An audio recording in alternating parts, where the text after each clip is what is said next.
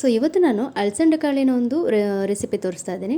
ಇದು ತುಂಬ ಸಿಂಪಲ್ ಕೂಡ. ನೀವು ಅದನ್ನು ಮಧ್ಯಾಹ್ನಕ್ಕೂ ಕೂಡ ಮಾಡ್ಕೊಳ್ಬೋದು ಅಥವಾ ಸಂಜೆಗೆ ಅನ್ನೋ ಜೊತೆನೂ ಮಾಡ್ಕೊಳ್ಬೋದು.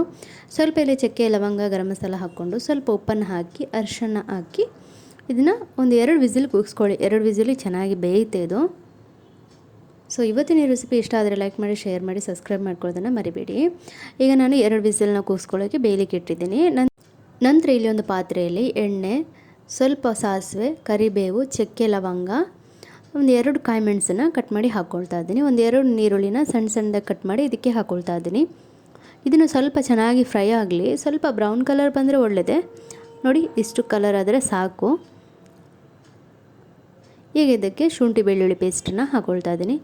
ಸ್ವಲ್ಪ ಗರಂ ಮಸಾಲನ ಹಾಕ್ಕೊಳ್ತಾ ಇದ್ದೀನಿ. ಸ್ವಲ್ಪ ಒಂದು 1/4 ಸ್ಪೂನಷ್ಟು ಖಾರದ ಪುಡಿ. ಈಗ ಇದನ್ನು ಸ್ವಲ್ಪ ಚೆನ್ನಾಗಿ ಫ್ರೈ ಮಾಡ್ಕೊಳ್ಳೋಣ.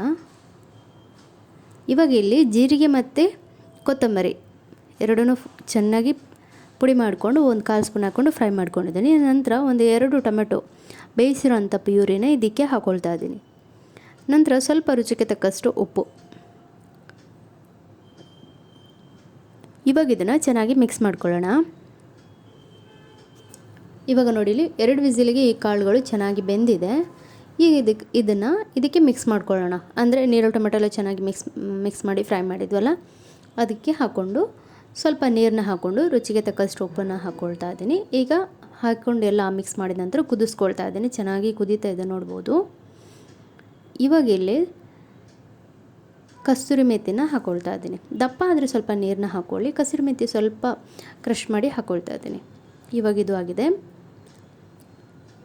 ನೋಡಿ, ಎಷ್ಟು ಚೆನ್ನಾಗಿ ಕಾಣ್ತಿದೆ ಅಲ್ವಾ. ವೈಟ್ ರೈಸಿಗಂತೂ ತುಂಬ ಚೆನ್ನಾಗಿರುತ್ತೆ. ಬಿಳಿ ಅಕ್ಕಿ ಅನ್ನಕ್ಕೆ ತುಂಬಾ ಚೆನ್ನಾಗಿರುತ್ತೆ ಇದು. ಚಪಾತಿ ಜೊತೆಗೆ ಎಲ್ಲದ್ರ ಜೊತೆ ಚೆನ್ನಾಗಿರುತ್ತೆ. ಇಲ್ಲಿ ಸ್ವಲ್ಪ ಕಲರ್ಗೋಸ್ಕರ ಎಣ್ಣೆಗೆ ಸ್ವಲ್ಪ ಖಾರದ ಪುಡಿ ಹಾಕಿ ಈ ರೀತಿ ಮೇಲಿನಿಂದ ಹಾಕ್ಕೊಳ್ತಾ ಇದ್ದೀನಿ. ನೆನಪಿರಲಿ, ನೀವು ಬಿಸಿ ಎಣ್ಣೆಗೆ ಖಾರದ ಪುಡಿ ಹಾಕೋದ್ರಿಂದ ಅದು ಸೀದೋಗ್ಬಿಡುತ್ತೆ. ಆದಷ್ಟು ನೋಡ್ಕೊಳ್ಳಿ. ನೋಡಿದ್ರಲ್ಲ, ಇವತ್ತಿನ ಈ ರೆಸಿಪಿ ಹೇಗೆ ಅನ್ನಿಸ್ತು? ಇಷ್ಟ ಆಯಿತಾ? ಇಷ್ಟ ಆದರೆ ಲೈಕ್ ಮಾಡೋದನ್ನು ಮರಿಬೇಡಿ. ಫ್ರೆಂಡ್ಸ್ ಆ್ಯಂಡ್ ಫ್ಯಾಮಿಲಿಗೆ ಶೇರ್ ಮಾಡೋದ್ರಿಂದ ಇನ್ನೂ ಹೊಸ ವಿಡಿಯೋ ನೋಡೋದಕ್ಕೆ ಸಿಗುತ್ತೆ.